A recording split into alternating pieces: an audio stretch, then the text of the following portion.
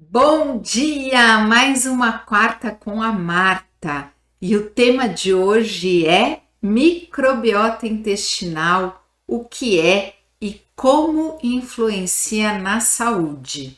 Esse tema é muito bom, né? Falar de intestino sempre é muito bom. Mas antes, eu vou tirar uma mensagem do potinho dos desejos.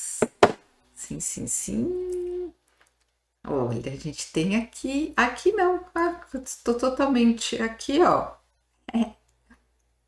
cocôzinho.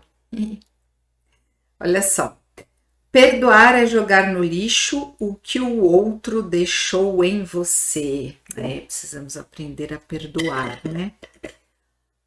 Muito bom, muito bom! Vamos falar de intestino, microbiota intestinal. Preparei aqui um roteiro para essa live para a gente falar como que essa microbiota intestinal ela tem tanto poder assim, né? Afinal de contas, o que é microbiota? A microbiota ela vai se referir à comunidade de micro-organismos que vão ocupar um determinado habitat, que a gente fala, um determinado local, né? E isso inclui bactérias, fungos, vírus e arqueias, tá? Quando a gente se refere, né, a um ambiente específico, é utilizado o termo do referido local que a gente está se referindo, tá? Por exemplo, microbiota intestinal, microbiota oral. E assim, esse assunto microbiota, as pessoas até me perguntam, nossa, Marta, como esse assunto de tempos para cá é tão recorrente, tantos profissionais falam, discutem, por quê? Não é um tema novo, né? Microbiota é algo muito antigo, microbiota intestinal. O que é novo? O avanço da ciência no assunto. Então, de uns 15 anos para cá, a gente está tendo muita coisa sendo comprovada cientificamente falando. Eu mesma vi o assunto de microbiota quando eu fiz a minha pós-graduação em medicina biológica. Imagina, antes do meu filho mais velho nascer. Hoje, agora em junho, ele faz 23 anos. Então, há muito tempo a gente já fala e já sabe o quão esse assunto é importante para a nossa saúde e para a nossa doença. Hoje a gente vai falar muito de saúde aqui, porque eu sou uma nutricionista comprometida com a saúde. Mas o que eu quero dizer para vocês? De tempos para cá, o avanço da ciência, a comprovação científica, tá assim absurdo, né? Então a gente até brinca que estudo de microbiota recente, né, atualizado, é de 2023 para cá. Porque, claro, a gente tem os conceitos, a gente tem toda a construção dessa ciência, mas assim, o número de estudos bons tem crescido tanto que é muito fácil a gente conseguir estudos super recentes sobre o tema, bons estudos, né? Quando a gente fala de microbiota intestinal, a gente fatalmente vai falar de leaky gut e de disbiose. Primeiro eu vou falar com você sobre o leaky gut. Na verdade, não. Eu quero falar primeiro sobre disbiose. Por quê? Disbiose é o desequilíbrio ou alterações na composição ou na função dessa microbiota intestinal em relação ao que é encontrado em indivíduos saudáveis. Ah, existe uma eubiose? De novo, existe uma eubiose, um equilíbrio intestinal personalizado. Então, cada pessoa vai ter um equilíbrio da sua microbiota intestinal de forma muito personalizada, tá? Isso é muito importante a gente entender, porque na ciência a gente fica procurando muito, qual é a assinatura de uma eubiose? Acredito que a gente vai achar, como a gente já acha, alguns critérios que a gente precisa cumprir, mas existem detalhes que só você vai ter na sua microbiota e que isso não necessariamente vai significar saúde ou doença. Então é importante que esse olhar individualizado ele esteja sempre presente no tratamento nutricional, tá? Então, falando dessa desbiose, a gente começa a se perguntar, né? Por que existe tanto esse desequilíbrio da microbiota intestinal e por que desse desequilíbrio eu levo a doença e quando eu atinjo um equilíbrio eu tenho uma probabilidade muito maior de ter saúde?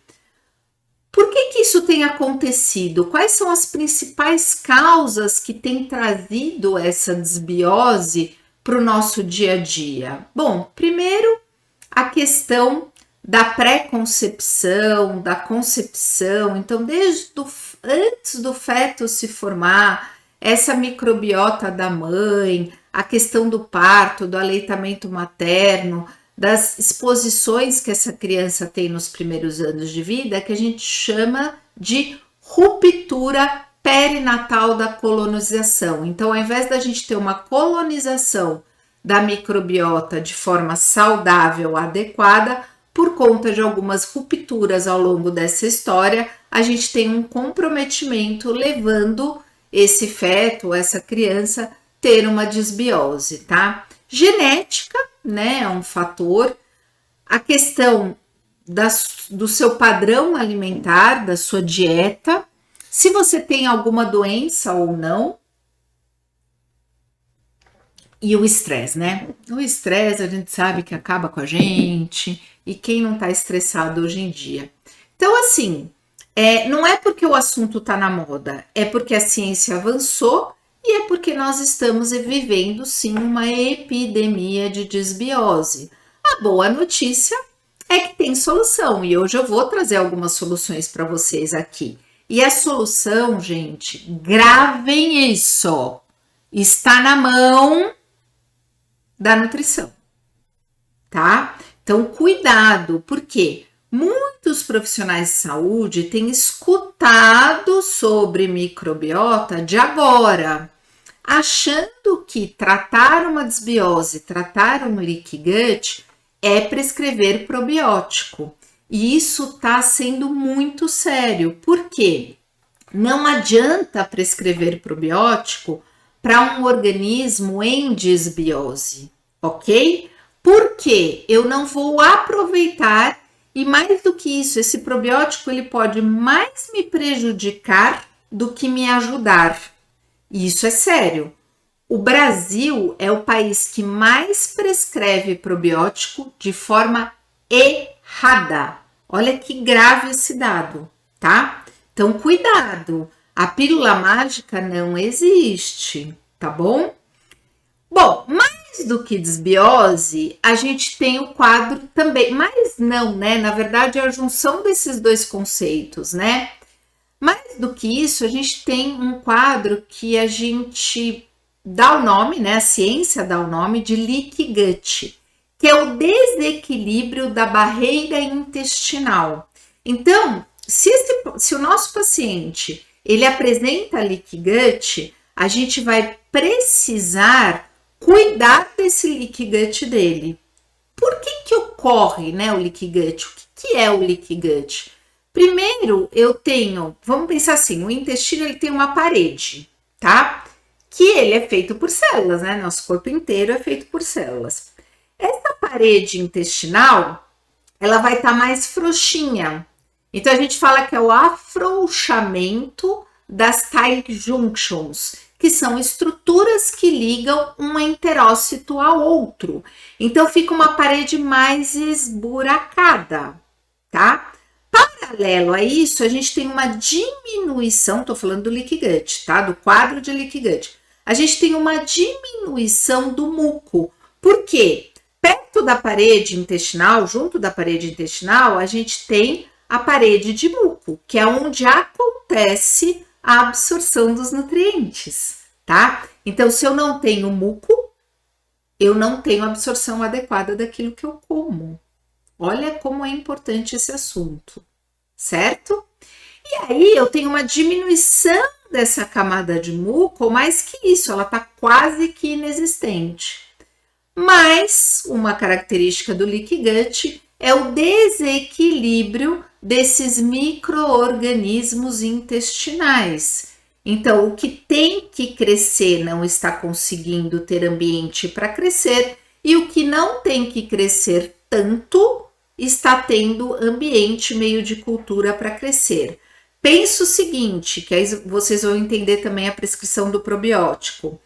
O meu intestino, ele é um grande meio de cultura, porque ali vivem micro-organismos. Então, pensa se eu colocar um casal de animais e jogar ali no deserto. Eles vão se proliferar de forma adequada, trazendo uma prole, né?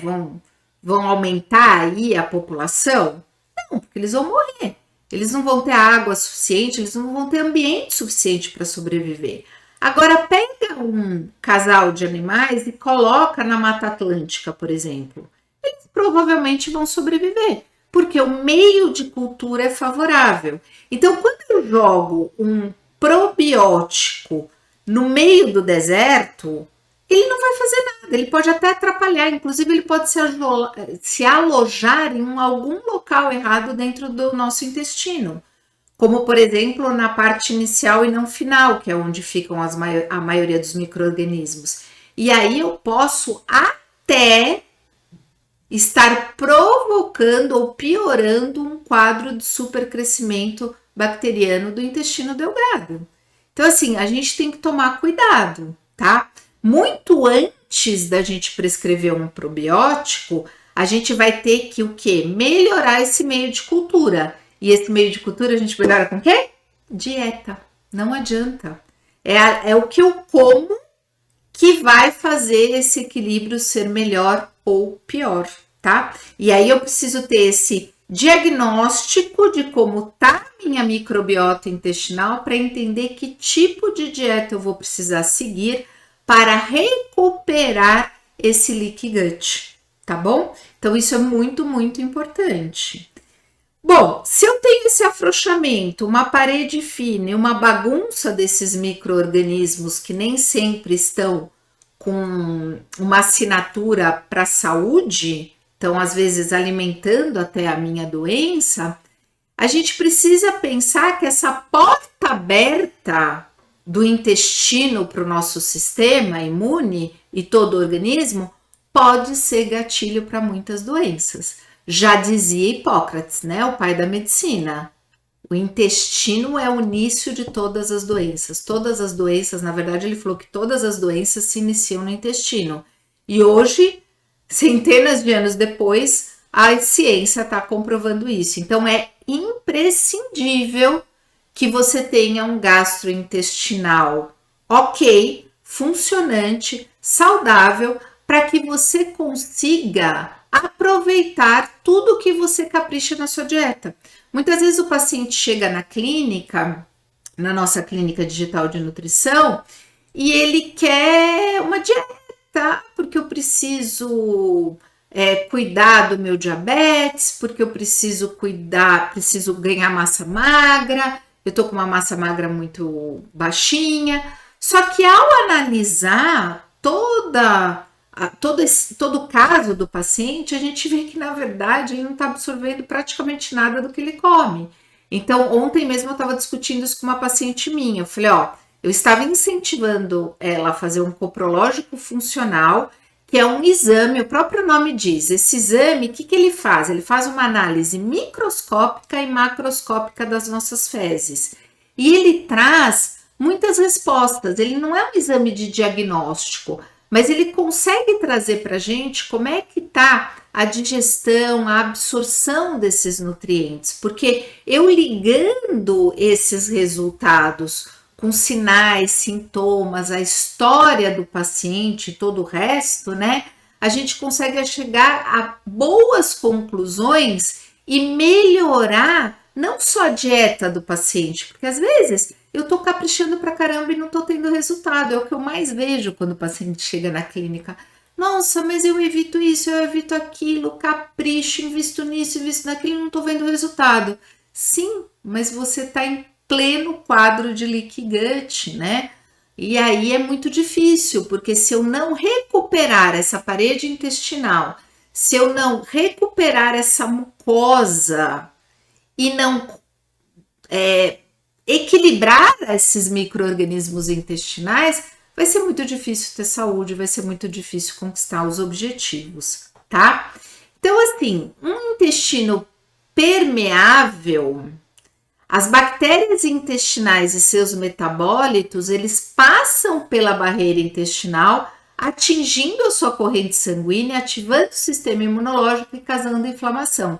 Então, para quem tem doença autoimune, fechar esta porta é tudo na vida. Porque o que eu mais vejo hoje são indivíduos adultos só somando autoimunidade. E as autoimunidades, elas têm aumentado cada vez mais. E a gente tendo a oportunidade de deixar essa porta fechada. Quem me conhece sabe que eu já fiz isso com a minha filha, por exemplo, que tem diabetes tipo 1, né? Para ela tentar parar no diabetes tipo 1, ou, se for, de repente, desenvolver outra, que seja muito mais tarde, mas eu prefiro acreditar que mantendo ela com esse intestino equilibrado, e isso a ciência tem nos mostrado cada vez mais, a gente consegue manter essa porta fechada. Então, a probabilidade de mais doenças, ela é muito menor, tá? Então, a gente precisa pensar nisso. Tá, Marta, mas como eu identifico? Gente, olha, nós estamos vivendo uma era que tudo precisa ter comprovação de exame. E a gente sabe que isso não tá dando certo, né? Por quê? A clínica é soberana, pelo amor de Deus. Ah, é porque eu quero exame para isso, para aquilo, para aquilo, para aquilo. Porque enquanto não vê que eu tenho aquilo num exame, fora que às vezes nem vai aparecer no exame, por conta daquele momento da coleta, não vai ser o cenário adequado. Então, assim, gente, a clínica, ela é soberana. A gente precisa analisar os nossos pacientes clinicamente. Então, fazer toda a análise da semiologia, olhar para esses sinais e sintomas, a história do paciente, fase de vida que ele está vivendo, o que ele está sentindo. E nós, com o nosso conhecimento, a gente vai saber fazer um diagnóstico nutricional. Aliás, a gente tem que saber, porque essa é a nossa função, né? Então, cuidado. Mas, claro que a ciência avança. Eu mesma faço muitos exames modernos com minha filha, porque se você tem condição, se você quer um exame, ele pode ser sim uma bússola e não um diagnóstico ali fechado. Nenhum exame sozinho, eu falo lá na clínica quando a gente discute caso, às vezes joga ali no grupo de WhatsApp, né?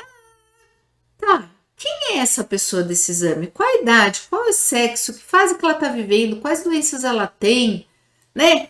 É tanta história por trás de um número que não dá para a gente traçar conduta com base na resposta de um exame, tá?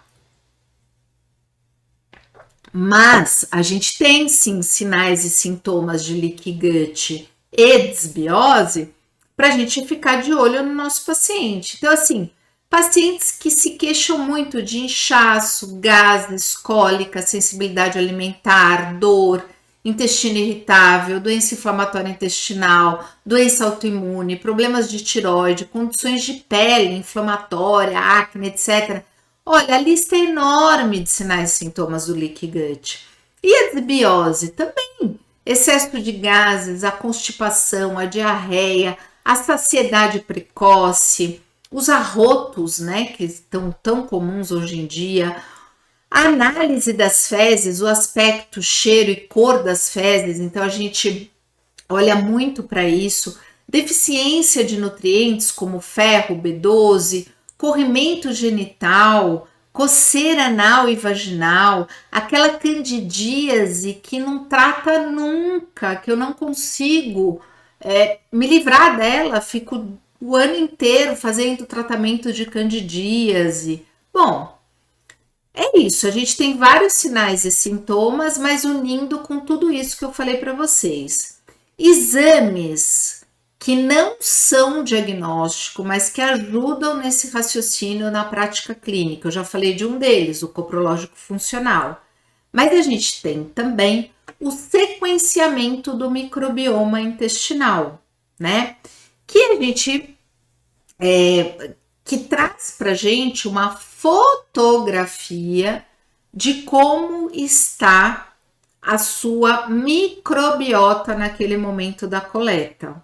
A mesma coisa o coprológico, é uma fotografia daquilo que foi encontrado ali naquele momento da coleta, tá? Então, inclusive, a gente tem que orientar muito bem o paciente qual é o melhor momento para fazer esses exames, porque não é qualquer momento, senão ele vai investir em algo que não vai trazer tanta resposta, ou que aquele cenário ele tá maquiado, ele não tá certo. Então, outra coisa muito importante, a gente sinalizar para o paciente o momento certo de fazer esses exames. Não façam exames por conta própria. Meu Deus do céu, né? Nós, profissionais de saúde, estudamos tanto, tanto, e não é assim para fazer qualquer exame, exame é toda hora. Não, lembra? A clínica é soberana, a gente está tendo muito problema, até de convênios negando exame por causa desse absurdo de pedidos. Até o paciente faz muita exigência para o médico, para o nutricionista, eu quero fazer esse exame, mas será que é a hora? Vamos discutir sobre isso, afinal de contas a clínica é soberana sim, ainda é e nunca será, na minha opinião, em segundo lugar. Porque é o que eu falei para vocês, o cenário é muito mais complexo, ele envolve um indivíduo atrás de todos aqueles números. Na verdade, não é atrás, é na frente, né? Ele é o mais importante. Bom, como se trata? Eu abri essa live falando sobre isso. Mudança de estilo de vida, onde o principal componente para melhorar a leaky gut e desbiose é a dieta. Não existe pílula milagrosa. Você não vai tomar um probiótico, que eu já expliquei aqui para você, e falar, ai, pronto, tô cumprindo com a minha obrigação, tô cuidando do meu intestino. Infelizmente. Eu gostaria muito que fosse assim, tá? Estratégias que ajudam a recuperação da permeabilidade intestinal. Então, o que a gente faz na clínica? Por quê?